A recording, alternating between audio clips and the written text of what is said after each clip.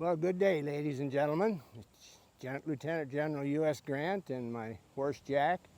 You know, I had lots of horses in my life, but Jack was one of my favorites. And I acquired him in 1861 when Governor Yates appointed me as colonel of the 21st Illinois Volunteer Infantry. Being a colonel in command of an infantry, I needed a horse. So I purchased Jack from a farmer down by Jacksonville, Illinois. That's why I called him Jack. And he was a fine animal for me for 3 years that I used him. And he's quite sure-footed. At one battle in particular, Fort Donelson in February of 1862, we had an ice storm. And he carried me through the campaign, very sure-footed, and I never went off under the ground like some people did. You know, Jack's wearing what I call horse furniture, and of course you can see it's all made mostly out of leather, but there are some interesting features to it. The saddle is a McClellan officer's saddle. It has a padded seat, not padded I should say, but covered with leather, where the enlisted men's was bare, so that's a little more comfortable for me.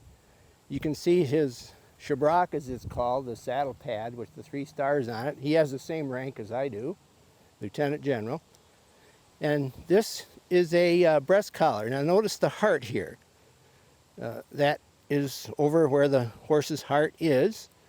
And back in the ancient times when men fought with swords and spears, that heart was larger and it was made out of cast iron, and it was used as a shield to protect the horse's heart. Because men on the ground would try to kill your horse if you were mounted so that you'd be on the same level as they were.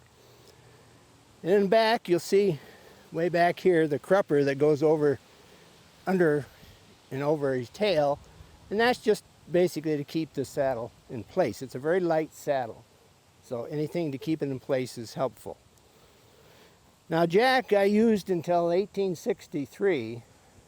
Late in that fall when I acquired another horse. His name was Cincinnati. He was a 16-hand thoroughbred. His sire was Lexington, who was the fastest racehorse of his time. And from then on till the end of the war, when I met General Lee at Appomattox, I used Cincinnati quite extensively. So I donated Jack to the Chicago Sanitary Commission. They had auctions where they would sell items and use the money. This is ladies running this. And they'd use the money to buy supplies for the soldiers in the hospital. And Jack brought $4,000, quite a handsome sum in those days. And so after the war, the man who purchased him, who was a friend of mine, he was a businessman in Chicago, he invited me to come and participate in the parade celebrating our victory. And he gave Jack back to me because he was quite suited for ceremonial purposes such as riding in parades. And I used him from there on. I tell the kids when I talk to them, that's how I got Jack back. Now a little bit about myself. Well, I grew up in Ohio. My father was a tanner by trade.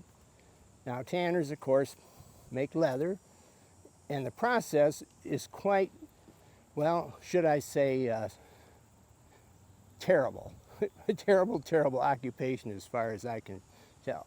You know, you're killing animals, you're cutting off their hides, you're scraping the hides and treating them with tannic acid, and there isn't anything more miserable to do in the world than that job.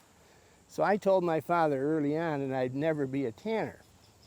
Now, unfortunately, we had other businesses. We had a livery business.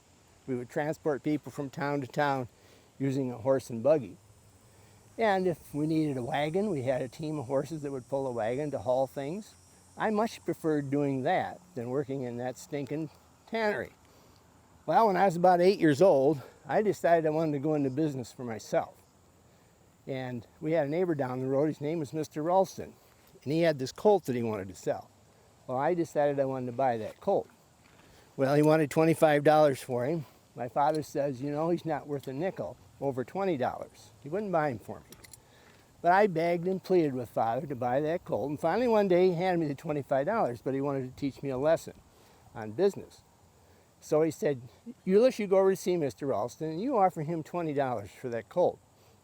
But if he won't take it, offer him $22.50. And if he doesn't take that, you can give him the $25. Well, I went over to Mr. Ralston's house on one of my horses, my father's horses, and I said, "Sir, I came here to buy your colt today. I'm going to give you $20 for him. But if you don't take it, sir, I'm going to give you $22.50. And if you don't take that, I'll give you the $25. Well, it doesn't take a Connecticut man to know how much I paid for him. And when my father heard the story, he said, "Euless, you have no business sense whatsoever." So I wasn't going to be a tanner, wasn't going to be any kind of a businessman as far as father was concerned. So he said, "I'm going to find a different occupation for you." So in my 17th year, I found out what it was. He came to me around Christmas time and he said, "Euless, I've got an appointment for you to West Point, the military academy." I said, "Father, I won't go. You know I'm a terrible student. I'll never make it. It's too difficult." He says, "Young man, you're going to go. You're going to get a college education at the government's expense." Well, if he thought I would, then I thought I would too. So I went, and much to my surprise, I passed the entrance exam. And even greater to my surprise, I graduated in 4 years. I was now a second lieutenant in the United States Army. I was stationed at Jefferson Barracks near St. Louis with the 2nd Infantry. And on my stay there, I had promised my roommate, Fred Dent, that I would go and visit his family. They were Southern planters. This was Missouri. It was a slave state. They owned slaves. They had a plantation. Now, on one of my many visits, I met his younger sister coming back from school in St. Louis. Her name was Julia. And Julia and I became quite good friends. We went riding together and we did other things together with the children there on the plantation. And I found my weekly visits now became daily visits. Well, we were secretly engaged at one point, and I suppose we would have gotten married quite soon. However, her father was a slave owner. My father, on the other hand, was an abolitionist. He hated slavery. So this created a difficulty in the family. And also there was this thing called the Mexican War that began. And because I was in the Army, I had to serve. Well, I thought the Mexican War was quite a wicked war. Here was the United States of America waging war against a smaller nation, Mexico, and it seemed to me like for the express purposes of gaining new territory in which to expand the institution of slavery. The President, James Polk, was a Southerner. He owned slaves. But I fought because that was my duty, and we were victorious. And in 1848, I returned to St. Louis to find Miss Dent still waiting for me. So we got married, and the 3 men that stood up with me in our wedding, their names were Pratt, Wilcox, and James Longstreet. All 3 of those men fought for the Confederacy and surrendered to me at Appomattox. Well, as I said before, my first assignment during the war was with the 21st Illinois. Well, in about a month after I took command of that unit, I was promoted to Brigadier General. I had command of the area that covered southern Illinois, eastern Missouri, and western Tennessee and Kentucky. One assignment that I had was to keep Kentucky in the Union if we could. It was a border state. It could have gone either way. So I had my troops occupy Paducah, and we were able to keep Kentucky in the Union. We took 2 forts, Forts Henry and Fort Donelson, which were on the mouth of their respective rivers, the Tennessee and the Cumberland, flowing into the Ohio.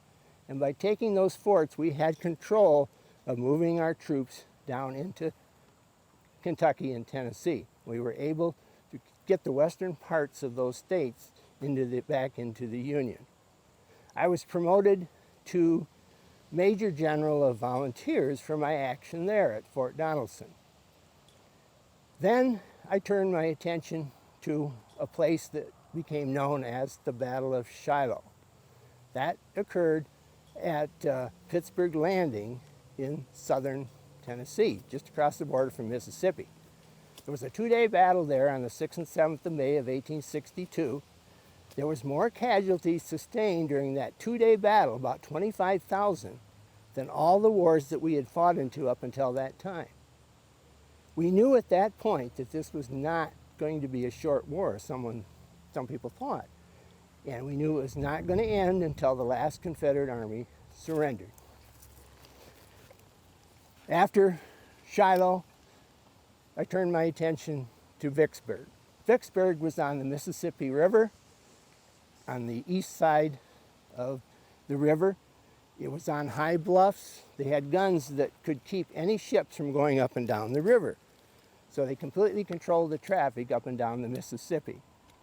We tried to take Vicksburg from the north. The president had said the key to victory in the west is Vicksburg, and I intended on putting that key in his pocket. Well, General Sherman and one of my corps attacked from the north. They could not take it. It was too heavily defended. We tried cutting a canal through the peninsula that was opposite Vicksburg. If we could divert the river and make it straight at that point, Vicksburg would be useless. It would be no longer on the river. Well, that didn't work either. Finally, what worked, and I thought it had the best chance from the beginning, is I had my troops move to the west side of the river. We marched down below Vicksburg. We crossed back over the river using the transports that Admiral Porter was able to get by the guns there. He only lost one transport in the process. And we accomplished this. We had about 40,000 troops on the east side of the river, below Vicksburg, on high ground. We attacked the cities, towns around Vicksburg, including the capital, Jackson, Mississippi. We won all the battles. We pushed all the troops back into the defensive works at Vicksburg under General Pemberton. On July 4th of 1863, General Pemberton surrendered to us. We now had control of the Mississippi all the way to the Gulf. The key was in the president's pocket. That was the day after our victory at Gettysburg, when General Lee left the battlefield defeated on July 3rd. So those two battles were very important in winning the war. There was also a third battle that I want to mention, and that was at Chattanooga in late '63. Our army there, the Army of the Cumberland, was surrounded and besieged just like Vicksburg was, only this time it was the Confederate Army besieging the Union Army. They sent me there to remedy the situation. I brought about 15,000 troops from the Army of the Potomac, about 15,000 troops from the Army of the Tennessee.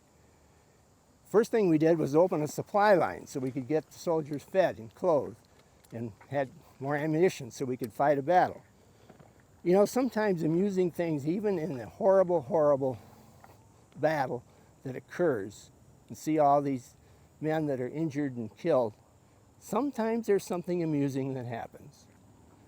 This particular day, General Hooker had about 200 mules that were on a picket line by the river that we were trying to open up for navigation so we could get supplies into the city.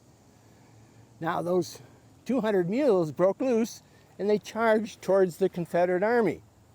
The Confederate Army thought they were being charged by cavalry. It was dark, they couldn't see that they were mules. Well, we were victorious because of that action.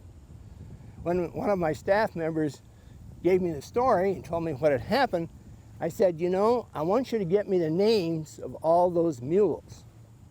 I'm going to have them promoted to horses. So, soldier wrote a little poem about that. I'm going to shorten it here, but it kind of went like this. Half a mile, half a mile.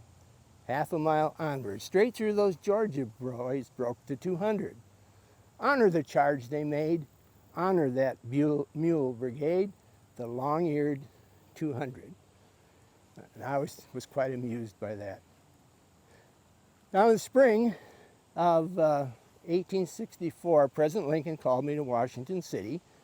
He presented me the rank of Lieutenant General, 3 stars. You can see Jack is wearing 3 stars on his shabrak. That was the highest rank that you could have then. General Washington was our only other lieutenant general that had ever served in the Army. I was now the second. He gave me command of all the federal troops, over 500,000 soldiers, the largest army in the world at the time. The whole world was watching what happened in the United States. After another year of heavy fighting, we were victorious when I met with General Lee at Appomattox, and he surrendered his army to me, the Army of Northern Virginia. We had over 600,000 deaths during the war, 2% of our population. We can't imagine what that would be like today, losing that many people in a war. You know, I did give General Lee some terms. I was known as unconditional surrender grant up until that time, because I always demanded an unconditional surrender from the opposition. But this time I gave him terms. I said, if you and your men will put in writing that you will never take up arms against the United States of America again, you will not be prisoners of war. You can return home to your family. If you own a horse or a mule, you can take that animal with you so you can do the spring planting. That went over well with his men. Almost to the man, they signed the agreement. The war was over. Now that was Palm Sunday, April 9th of 1865. 5 days later, I met with President Lincoln and the cabinet to celebrate our victory. He invited Mrs. Grant and I to go to a play with them. It was Good Friday, the 14th of April. It was at Ford's Theater. We declined his invitation because we wanted to go visit our children who were in Burlington, New Jersey. When we arrived, we heard that the president had been shot and was not expected to survive. That was the saddest day of my life. He was the greatest man that I have ever known. Well, 3.5 years later, I became president of the United States. I didn't actually pursue the job. The Republican Party wanted to nominate me for the position. I didn't refuse, like General Sherman did. I made no campaign appearances, made no campaign speeches, didn't spend a nickel on a campaign. And I won, not once but twice, the second time by more votes than the first time. We did accomplish things through our work there. You know, the 13th Amendment had given slaves their freedom. The 14th Amendment was passed and signed into law that gave them citizenship.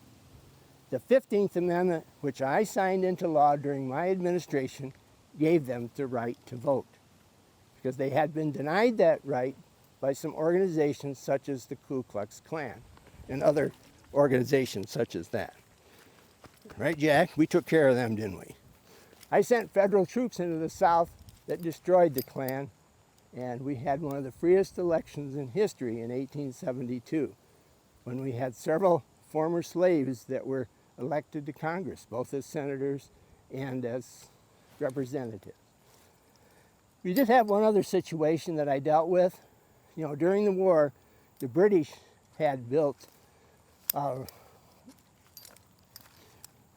ships that destroyed parts of our Navy. And, you know, they destroyed our shipping, they took supplies away from us, and some people wanted to go to war with Great Britain because they had done that. Well, I knew it had to be settled peacefully. I didn't want another war. I didn't want to be commander-in-chief of a war. I just fought in two, the Mexican War and the War of Rebellion, didn't want another one. So I ordered my Secretary of State to come to a peaceful conclusion, and he did. Great Britain paid reparations to us for the damage done. We settled it peacefully. So I believe those two things really helped the population of the U.S. while I was president. My party, the Republican Party, wanted me to run for a third term. You could then, there was no law against it. But I really didn't want to. I'd had enough. I'd been in the Army for 20 years, served as president for 8. It was time for me to retire. Well, Mrs. Grant felt differently. She really liked being First Lady, and she wanted me to serve for another term. So I kept it a secret from her that I was not going to accept the nomination, and I didn't. Well, all you gentlemen out there who have a wife, and those of you who will have wives someday, if you disappoint your wife, this is what you do. you take her on a 2.5-year world tour. That's what we did. And she was quite happy. We had dinners with the Queen of England all the way across the world to the Emperor of Japan. Many, many, many places, much to mention in between. We had a grand time. So thank you for your kind attention, and good day to you all.